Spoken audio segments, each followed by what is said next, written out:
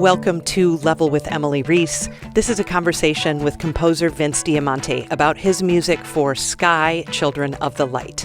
Now, this is a game from the developer That Game Company. You might know them from games like Flow, Journey, or Flower. Vince did the music for Flower, which came out in 2009, by the way, and it's still, to this day, one of my favorite video game soundtracks. His music for Flower I listen to many times a year. It's so good. And his music for Sky is also wonderful. I'll get to that in a minute, but the game itself is... It's a social indie adventure experience. So it's beautiful and colorful. And that describes the music and the gameplay itself. It's just a very pleasing, aesthetically, musically, all the things, way to kind of just game your way through this beautiful landscape. And you'll encounter strangers on the way, and it's just a really positive experience. It's really great. I highly recommend it. Now, the music for Sky is almost exclusively orchestral sounding. There's strings and winds and piano, and it's just absolutely gorgeous and lush and uplifting, which I said mirrors the gameplay itself. Animal lovers, heads up in this here YouTube video, you're going to meet a dog, which is very exciting. Vince has a dog cam, so he can switch over to where his 14-year-old long-haired dachshund likes to sleep in his studio. It's amazing. So we get to briefly meet Copper later. That's very exciting. So you get that over the audio version, but the audio version gets music. And these videos, we don't put music in it. So be sure you check out Vince's music, or definitely listen to the audio version of this podcast, because there are a lot of music samples and that really highlight how wonderful Vince's music is. Visit us on Discord. Link is down in the show notes. And if you're able to support us financially, you can visit us at patreon.com/level. So grateful for your support. Now, Sky, Children of the Light, has it came out in 2019, originally on mobile, although it's moved to consoles by now, which is fantastic. But even before its release in 2019, it had been in development for a very long time. And so that is what led to my very first question here to Vince Diamante. When did you start writing music for it? Was it 10 years ago? Well, we were still trying to figure out if Sky was what we were going to be making back in 2012. Sure. I came on and let's see. So I had actually come from a very different project before that. I was working on this fighting game, Skullgirls, and I was the audio director there, which was really cool, doing music and sound design and, voice direction, all that sort of stuff. It was really fun. And I really liked being able to do the hands-on thing with a lot of stuff. And going back to That Game Company was a really cool situation, starting from the very beginning, trying to figure out what the heck are we making? Let's start from the very beginning. What is our audio engine? What is our system for actually implementing sound in game? And really early prototypes of sound design, really throwing things at the wall and seeing what seems to stick, not just at the wall, but really with each other. I'm just imagining people just sort of throwing things in a vacuum and seeing if anything happens to collide and what that actually what eventually comes out of that. So we knew that there were certain things that we wanted, like social, being able to have meaningful relationships, talking with guys like Genova and John and all those people at That Game Company. They really wanted to approach all of these possibilities from all sorts of angles. So there was a lot of ideation when it came to not just themes, but also what is the type of music that we're doing? What is the type of ensemble? How interactive are things going to be? And quite honestly, we spent about 3 or 4 years just sort of playing around with all of these ideas until eventually Sky came out of it. I'm thinking about that main theme for Sky really got solidified right around the end of 2015. Wow. And there's actually a track called Overture which Yeah. is that actually came about right, I think it was fall 2015 when we wrote it. And it wasn't really specifically for the game because we were still trying to figure out the game, but we did have certain mechanics. We did have a certain space. And I was working with one of the lead artists, Yui, in trying to create this right space, right time, right flavor for this world that we were trying to establish really quickly. What was this? What was the tone? What was the theme and connection with the character, as well as how the character moves through space? And yeah, I started working in 2012. That overture is one of the oldest pieces of music in the soundtrack that stays in the game. And yeah, it's from 2015. Wow. Yeah. So it's been quite a haul. And as we said, there's new content coming out often, some of which we won't be able to discuss in this conversation, but hopefully in future conversations that we'll have.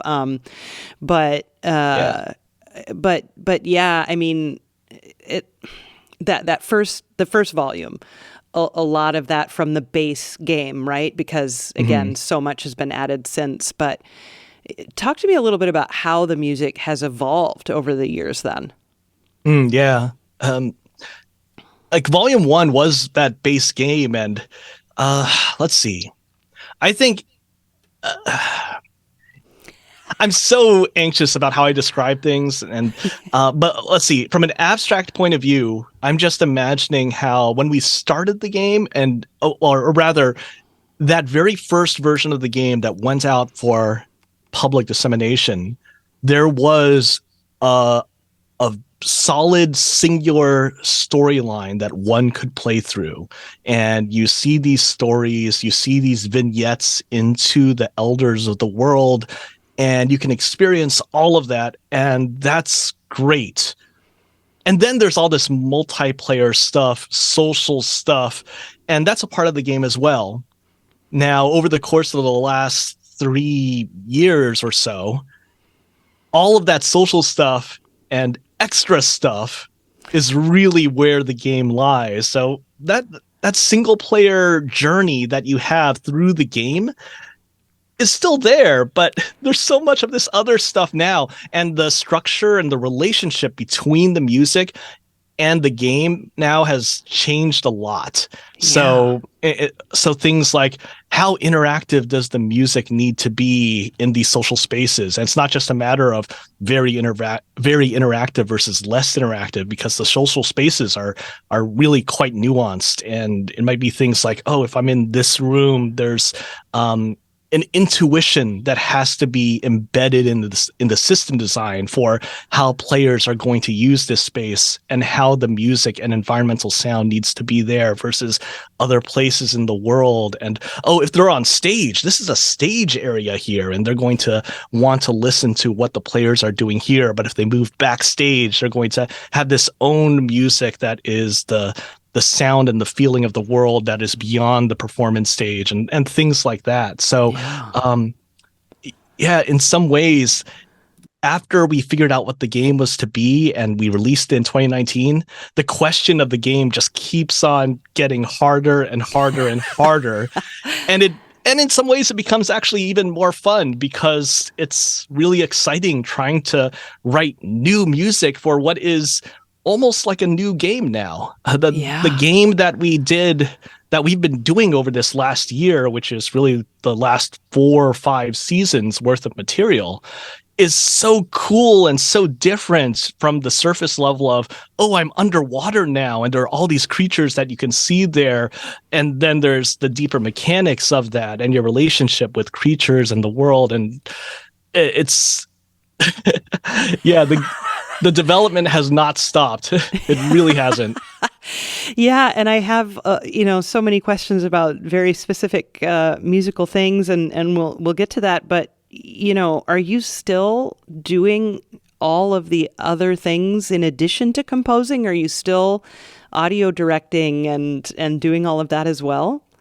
Not really. So, in terms of audio director, we were talking in 2019, 2020, and we decided, well, do we really need an audio director? Maybe not. Maybe I was a little early, honestly, in deciding that. But at the very least, we do have a nice team around. So back in 2012, 2014, I was kind of the lone music composer, sound designer, and even programmer, did a little bit of like audio tools programming and all that. But now we have a dedicated audio programmer. We have 2 dedicated sound designers. So it's really great just having that team there. Yeah, because I mean the music is very present as and of course I've only gotten to experience the early single player. Well, I mean I did make some friends and do some high fives and stuff, which was great, but I really did just experience the bass part of the game, and the music is so present, but there is, you're hearing yourself walk and slide through the sand and the grass and all of that too. So, it all has to play nice, doesn't it? Yeah. And it's so fun. Like, honestly, there would be whole days where I'm not touching music. It's more like, oh, what is the sound of sliding through grass or sliding through sand, or the feeling of gliding versus boosting through the air? And it's just such a fun and nuanced and very difficult sound design challenge there in terms of creating the right assets, as well as coordinating with all the other systems that designers and programmers are making for flying. For example, can I only rely on wind speed? Or can I only rely on relative wind speed? And is there a way to intuit intent from how the player is touching the screen, even if it's not necessarily making a direct impact on how the avatar actually moves? So, things like, if I touch the screen and it's not really making an immediate impact on their direction, maybe I should still actually have a slight change in sound in order to make it feel like they're sort of fighting against the wind, and things like that. So there were a lot of days where it was really fun just taking off my music composer hat, putting on my technical sound designer hat, and just going to town. Yeah. So, as we mentioned, 4 volumes out in this moment, and again, volume 1 really covers the base game, but and just so much just lush string writing and a lot of woodwinds. I didn't hear a ton of brass, a lot of horn, which of course is a brass instrument, but also is one of those weird in-betweeners that works really well with winds as well, and or woodwinds. Right. And so I just would love to hear you talk about the palette in those early days. Yeah, I definitely wanted to use winds better. Yeah, so I don't really consider myself much of a wind instrumentalist. I certainly didn't back in the 2000s, although I loved the sound of not just the typical orchestral winds, but things like, bass and alto flute, and just there's so many possibilities there. And I knew for this one, I wanted to do more with winds. So one of the things that I did was I bought a bunch of wind instruments. So I bought a clarinet. I bought a soprano and an alto sax, and I was like, I'm going to teach myself how to play these things and at least get my fingers around a bowed fingering and whatnot. But in addition to that, I also got an electric wind instrument. And an Iwi. And an Iwi. I got an Iwi. Nice. And the thing is, I don't just have an Iwi. I have like 7 Iwis now. You do? Oh my God. Are they there? I mean, I have one Iwi here's here. One. Oh, neat. I've got one Iwi here. I've got, let's see, there's another Iwi. These are more my electronic Iwis, so these are great for MIDI tracking. Okay. Let's see. Grab this. Like, this is an Iwi 3000 from the 90s, and this plugs in directly into one of my analog synths that I have, because sometimes you want that analog sound versus the sampled sound. Yeah. But I have all of these Iwis, and I actually grew up as a pianist, Right. I was a pianist, and I went to college actually for classical piano, and I wanted to do this other thing. And I figure if I can get my fingers around the instrument, that will help me when it comes to understanding how to not just perform wind instrumental parts, but also write for them. And that's what I ended up doing. I just I didn't take that much to clarinet, quite honestly. I liked alto sax, but I mean, I can play a simple line if I need to, but I really loved the iwi.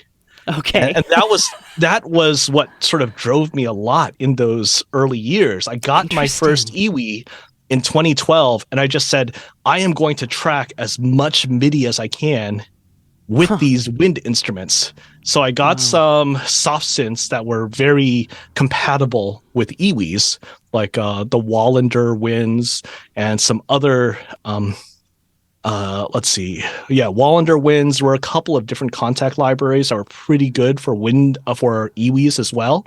Okay. And I just said, I'm going to try to make these sound as good as I can.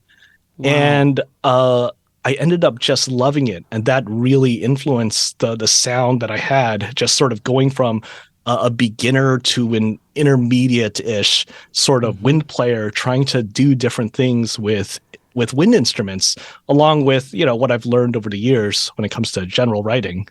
Yeah. So then did you have, you know, for lack of a better term, professional musicians record that then in studio, or tell me more about that? A little bit. So you definitely hear Kristen on the soundtrack. So good old Kristen Negus. Yep. And she's great, but she's actually only in a few tracks where I know that we need some virtuosity here. And she's just a wonderful player of English horn and oboe. And there were definitely some places that I just needed her on there. She plays flutes in a couple of places as well. But a lot of the tracks are actually me on my iwi just driving samples. Wow. And I you know, it's a combination of, you know, being half decent at iwi. I'm certainly I'm certainly not a professional iwi player. You're not Joe Lovano over there. No, yeah, it's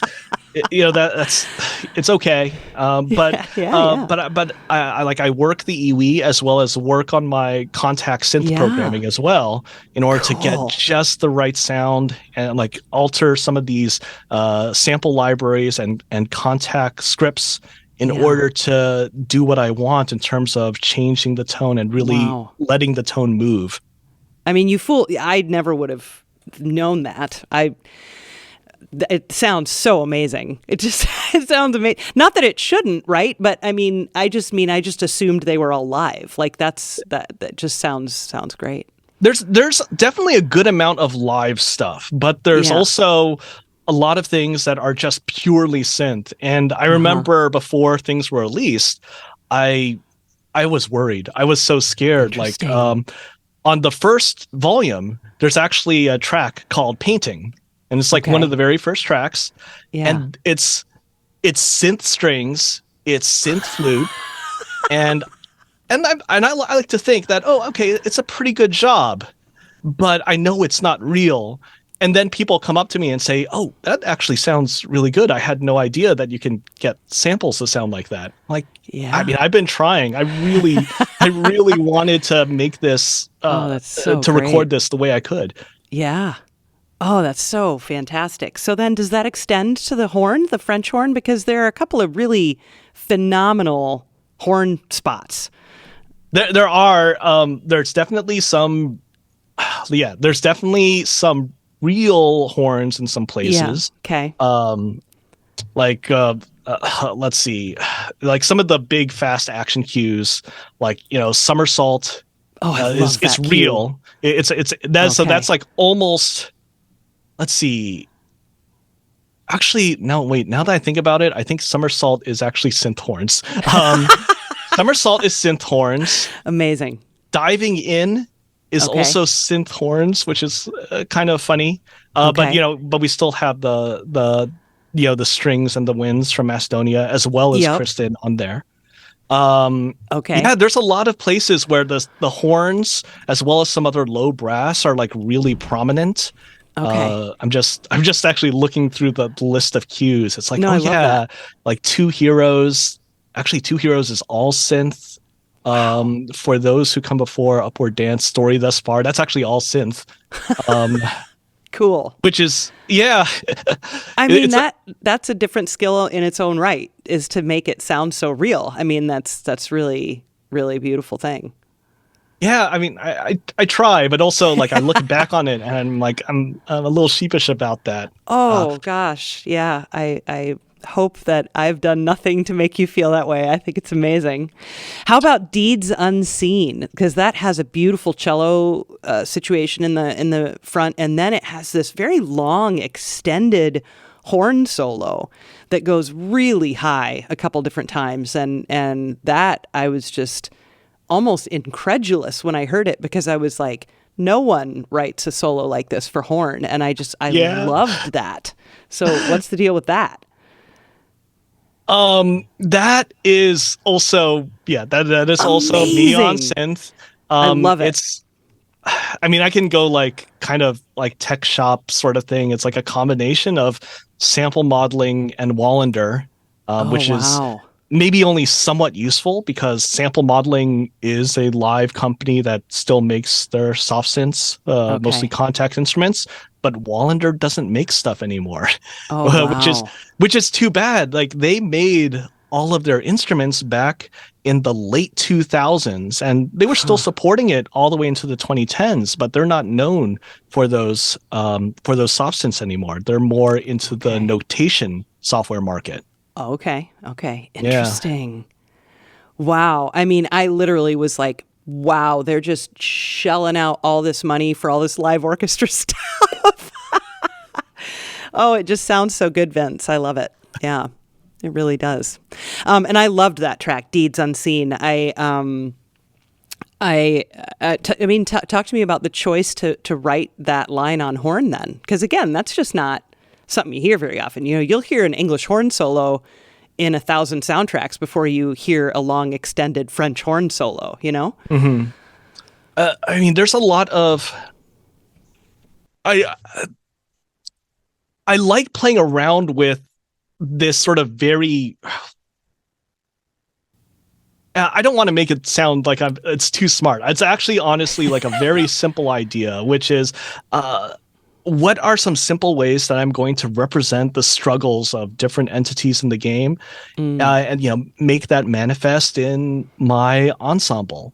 I mean, we kind of did a little bit of that in Flower when it was things like, what does it mean for um, some of these less used instruments like a bass flute to do something, or like a tuba, and there's often an irony there because you put them out of their general usage and it actually ends up not just sounding tuneful, but actually elegant and beautiful and natural mm-hmm, in that way.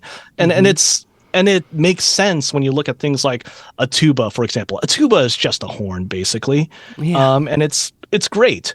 So it can totally do those lyric lines if you let it do it. Similarly, like with something like French horn, um, it's not that I wanted to just give an explicit challenge to my virtual French horn player, but I wanted to give some sort of sense of uncertainty and struggle, and yet having it be an almost certain and foregone conclusion that things will be good at the end of it.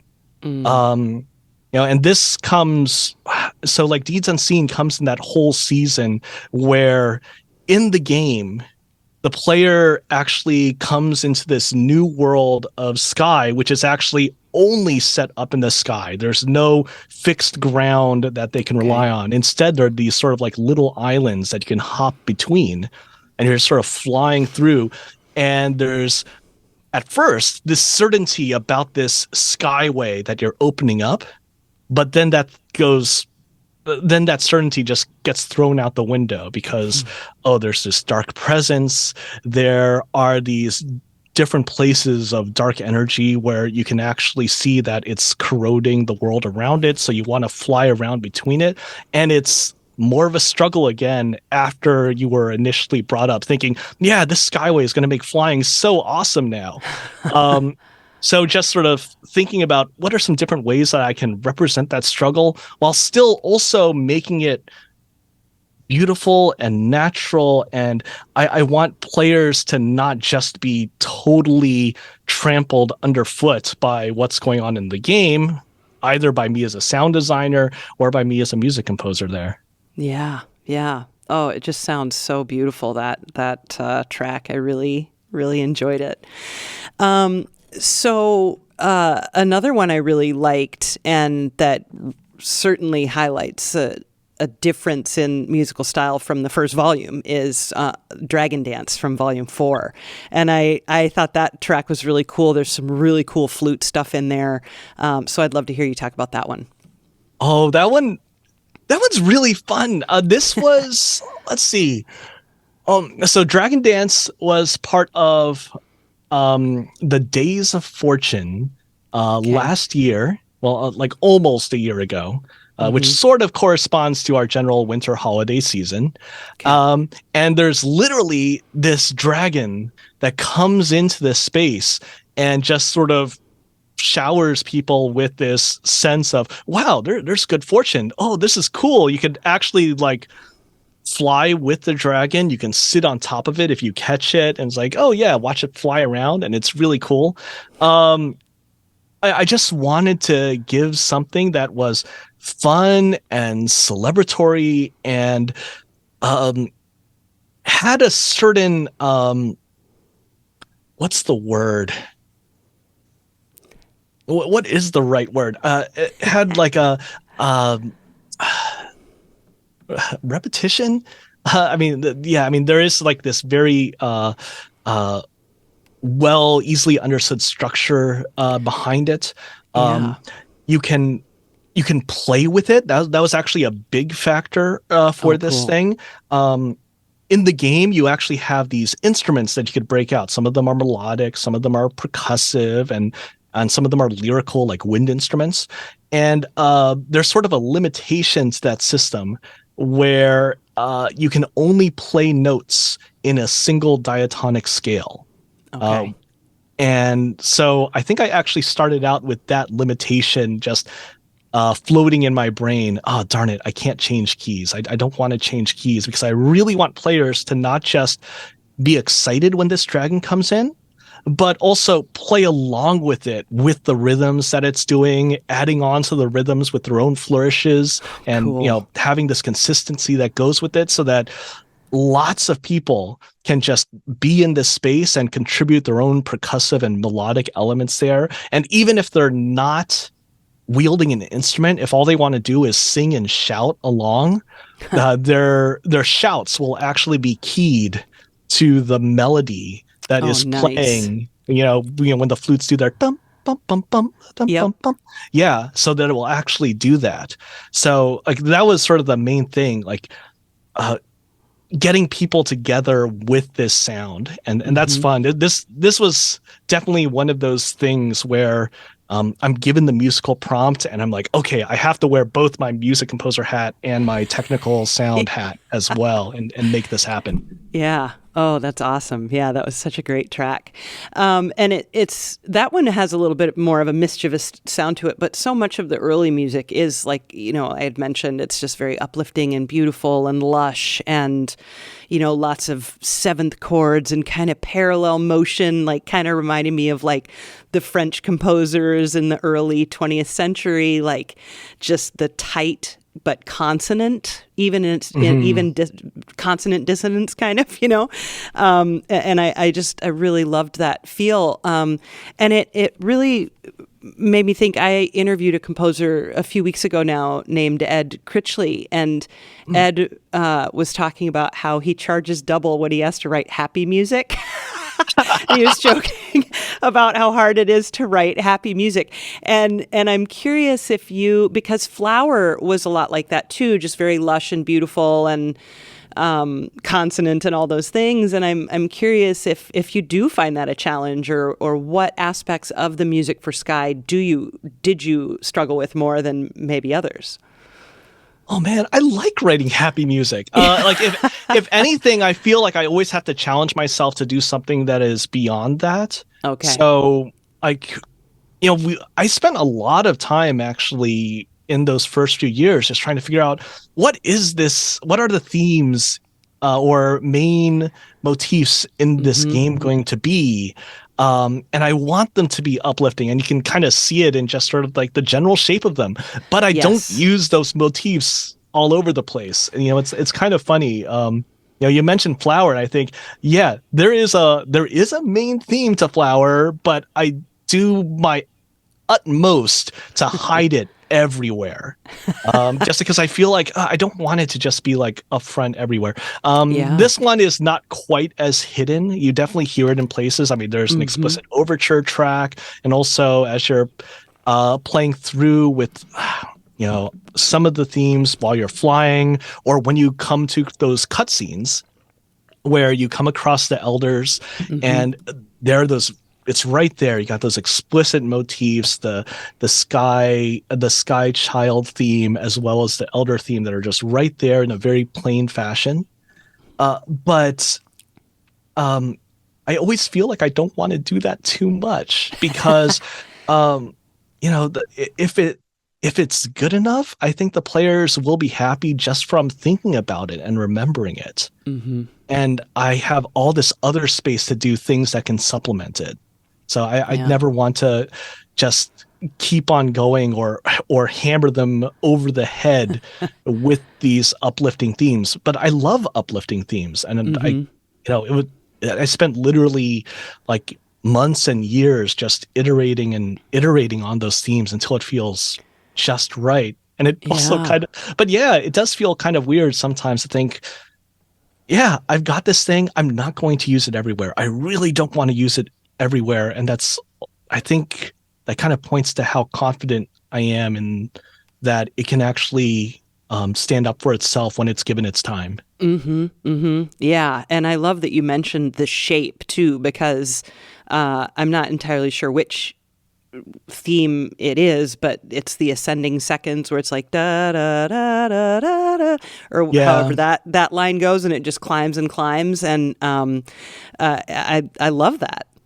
Yeah. It's like I kind of wanted just something that was, if I could keep it going, just keep on going, even a little bit more, once more, twice more. But it doesn't. It does eventually have to resolve down with that second, and then you're just waiting.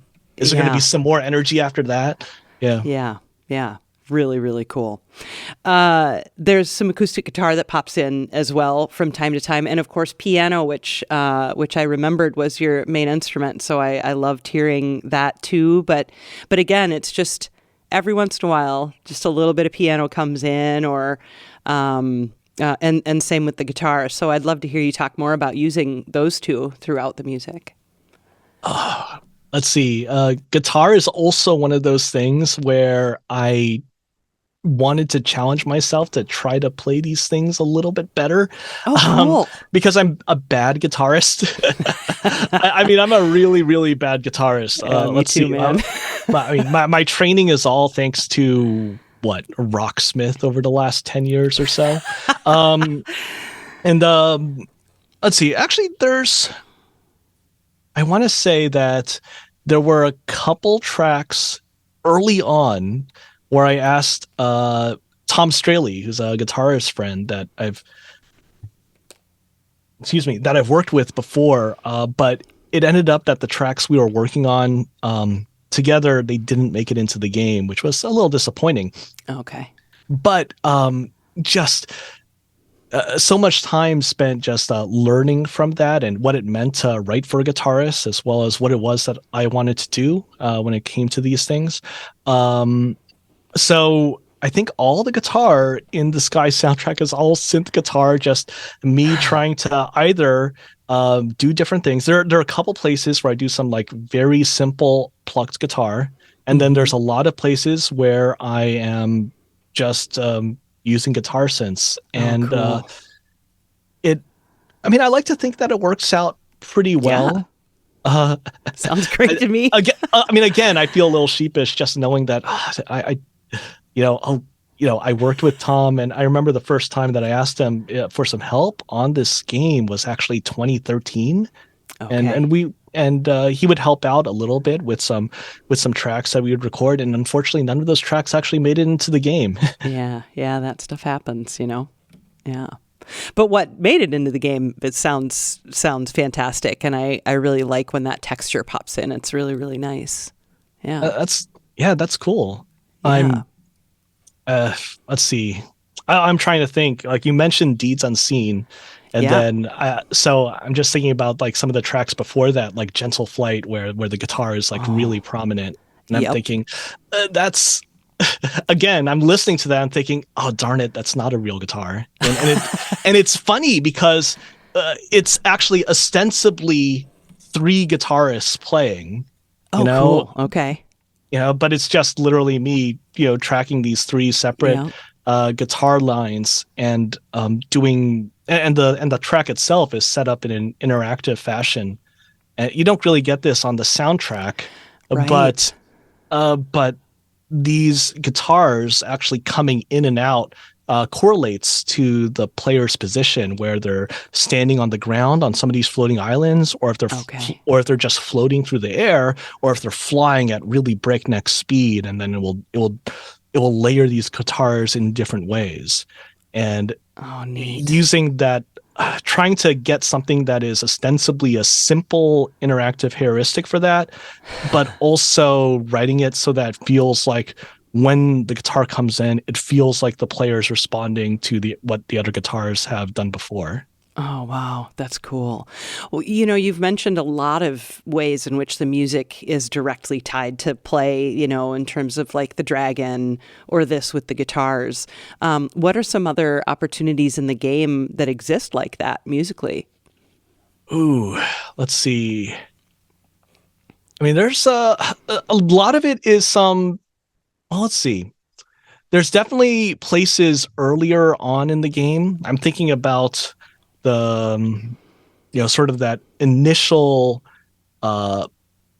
not social version of the single player story that you can experience. So there are places where Somersault, for example. Somersault actually has it's a sort of a tight action cue, and something that doesn't happen in the soundtrack, because I have no idea how to effectively do this, is it actually has 10 different endings. Oh, cool. So depending on what you do in the game, in order to get to the very end of the sequence where you just sort of finish this high-speed run, and then you're confronted with this open space where you see this big patch of ice, and it sort of invites you to go on the ice as well as dig underneath it and look around the edges of this space. Cool. The music stops, but it stops in 10 unique ways depending on where you are in the music at any given time. Okay. And it's that's just one of those things where I'm like, I'm putting so much work into this little thing. How do I convey this in the soundtrack? And ultimately I can't. It's just not going to work out that way. Yeah. Let's see. That was one of my favorite, before you go on, that was one of my favorite tracks, Somersault. I love it. Love the twisty turny, which, right. I mean, really, really lovely. Thank you.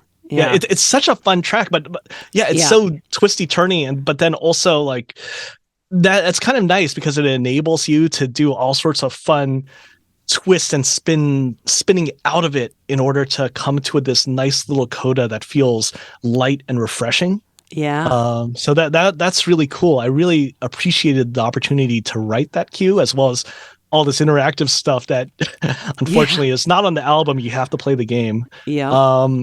But what else? There are other places where the music is totally continuous, and the interaction just keeps on going and going and going. So on the first soundtrack, all that stuff with was it? I'm just looking at this here. Mm-hmm. Give me a moment. Yeah, no worries. So starting from the vault and going to an upwards dance is actually a single cue in the game. And okay, because in the soundtrack, that's 1, 2, 3, 4, 5 tracks. Yeah. Okay, go on. So all 5 of those tracks actually do they do the layered thing as well as doing the unique outros and transitions into the following. Okay. So it just keeps on going. In the game, if you speed run through it, it's still about 12, 13 minutes of just solid music go with each of those tracks actually aligning into each other in a very smooth way. Mm-hmm. But if you speed run it, you don't actually get to appreciate all the different layers that come in with those tracks. So if you really want to appreciate everything, it becomes this sort of 20, 25 minute thing. And hopefully the way that the game presents itself, it feels actually rather not just enjoyable, but actually meditative to go through this process of finding all the nooks and crannies on the edges of the space before you can converge back in the center. And then you rise up to the next layer in this tower. And then the music actually changes at that point. Wow. What you just said, I can't remember if you said meditative or how. I mean, that's how I've felt about a lot of the gameplay from just from that game company. I mean, even going back to Flow. I mean, these are, it's like a relaxing experience, right? It's a relaxing and enjoyable experience, and especially when you think about Journey or Sky, and you bring in this. The kind of the innocence of these stranger encounters where you're meeting people in this social way and it's never anything negative in any way. I mean, it's just this, it's this relaxing, meaningful experience, and clearly the music contributes to that greatly. Meditative is definitely important, sort of, meaningful, and especially in a quiet way where it feels impactful, but it doesn't hit you over the head with it. Right. It does things in a very plain and obvious and straightforward way. Not a lot of pomp and circumstance, kind of like how the social links work in this game where, what's going on? Oh, here's a person I haven't met before, but we're going to hold hands. Oh, okay, we're going to hold hands. Great. Yeah. We're going to high five each other. We're going to actually light each other's candle. And it's like figuring that out and establishing that was really cool. And presenting music that could not necessarily be these explicit cues that go with every action. That's not the way the game works, but could complement the tone of everything that's going on when it comes to all these social verbs was really important. Yeah. When I had my first stranger encounter, it's like I knew that was coming, but I still didn't know that was what was happening, if that makes sense. Like I knew I was interacting with another avatar, but I still wasn't like quite sure that wasn't just an NPC as part of the, you know what I mean? And I thought that was part of the kind of joy of it, was experiencing this uncertainty with like, oh, this is a real person. Oh, cool.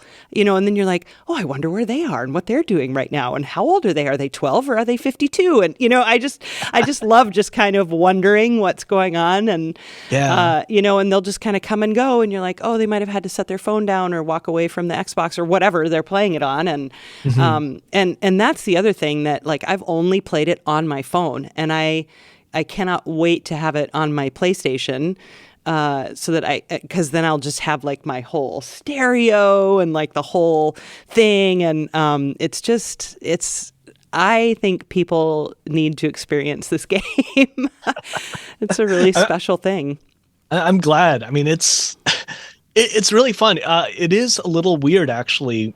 The game was released on phones, but actually for a lot of us on the team, just for the convenience of day-to-day work, we're playing it on rather big monitors, 20, 24-inch, 28-inch monitors.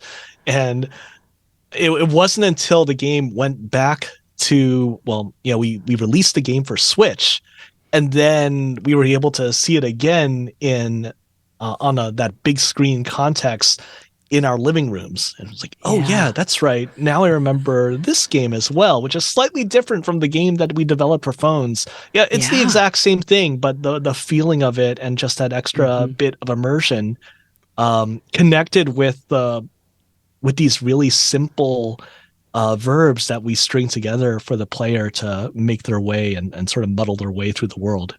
So have you pretty much just been composing from home throughout a lot of this? Yeah. Was that because of COVID, or because that's just how you've been working for that game company all these years? Let's see. I mean, at the very beginning, actually, for most of the time working on this game, I actually moved all my equipment over to that game company in Santa Monica. Okay. And we just set up an office space. I had my MIDI keyboard. I had, I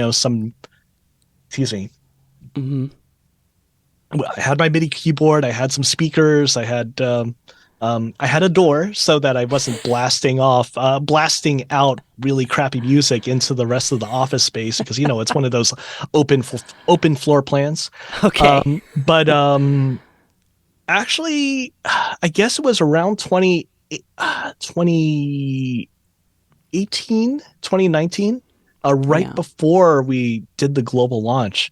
I said, it would be really nice. I had actually just bought a home here in Southern California, and I thought, I really want to make a home studio happen. Yeah. And I just asked, would it be cool if I did more work from home? And I started moving some stuff in here, and I was able to put a little bit more equipment, some nicer speakers, some outboard gear, and all that. So actually, even before pandemic, I was kind of ready for what happened, since I'd spent the previous year just really finishing up my home studio. Oh, nice. That's fantastic. Yeah. Good for you. Yeah. It's pretty cool. I mean, this space is pretty nice. I've got the door open, but if I need to, I can close it. And the only way the dogs will let me know is if they just actually scratch at the door. I can't hear them barking. So maybe that's a little dangerous, but no, these dogs are good. They're good guys. Yeah, they're good work partners. They are. Yeah. This guy is actually just on my lap right now. He's been sleeping on my lap for the last 40 minutes. Oh, no way. You'd probably have to wake him up to show us, right? That would be terrible. See. Hold on.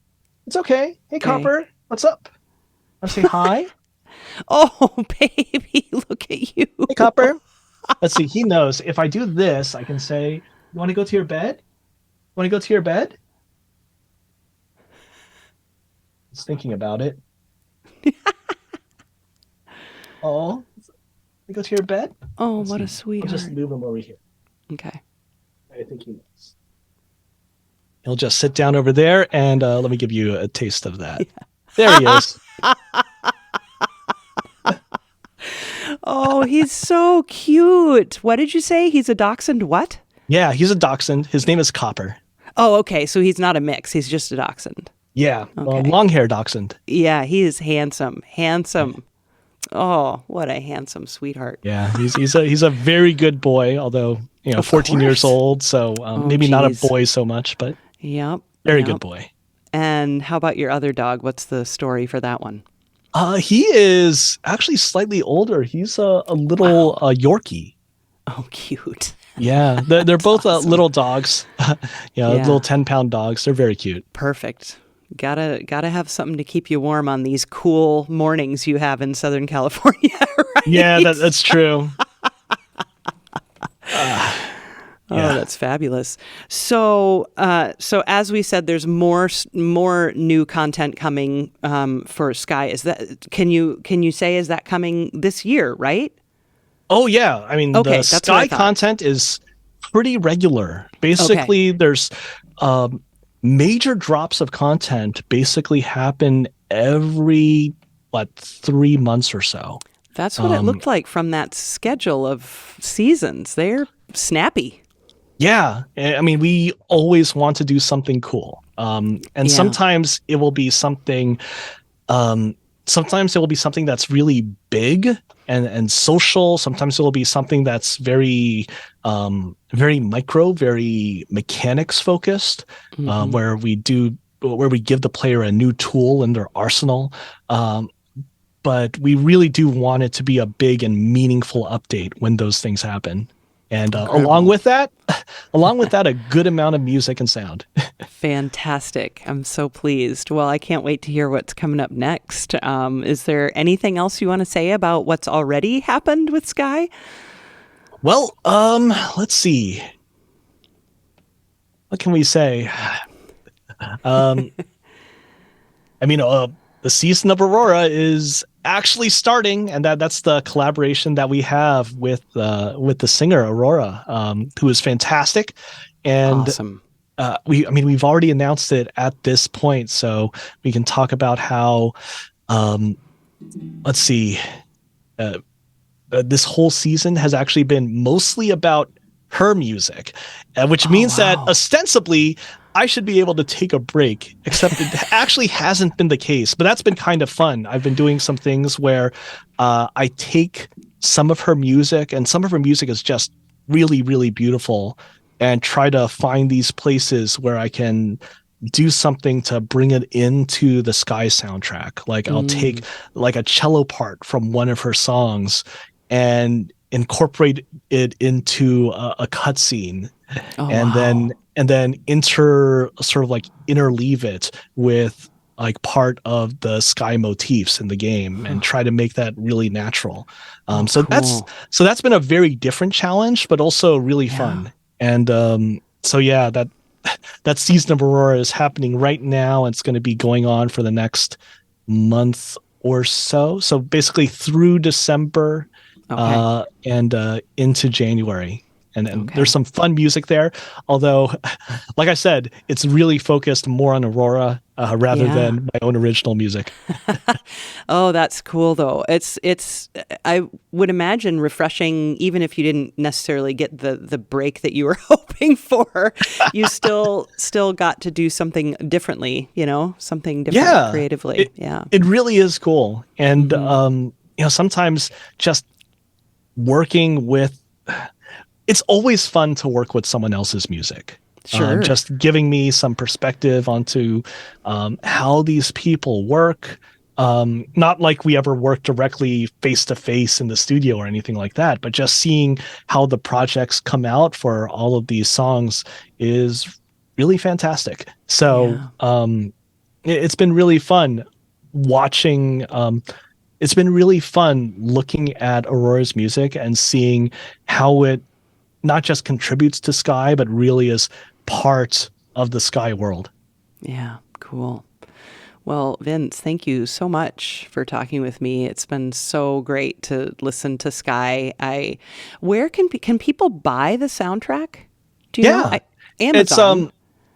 So it is available digitally right now. So the usual places on Apple, Amazon, Tidal. It's the modern era, so everyone is streaming these days. Spotify, Apple Music, and all that, and it's cool. And we'll see how it goes from there. There's some other things that we're hoping to do in the future when it comes to the soundtrack and how it's experienced, but I cannot quite talk about it now. Okay. Well, it just gives us all the more reason to talk again in the future about new music from Sky and whatever awesome things you guys are cooking up over there. So thank you so much for your time today, Vince. It was great to talk with you again. Yeah, this was really great. It's been way too long. It's been years, so this was really a pleasure.